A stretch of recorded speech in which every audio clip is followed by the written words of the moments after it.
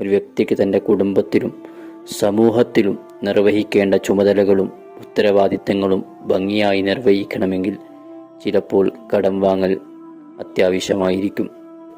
കടമിടപാട് നടത്തുന്നവർക്ക് ദുന്യാവിലെ കലഹങ്ങളിൽ നിന്നും പരലോകത്തെ ശിക്ഷയിൽ നിന്നും രക്ഷപ്പെടാനുതകുന്ന മാർഗനിർദ്ദേശങ്ങളാണ് ഇസ്ലാം നിർദ്ദേശിക്കുന്നത്.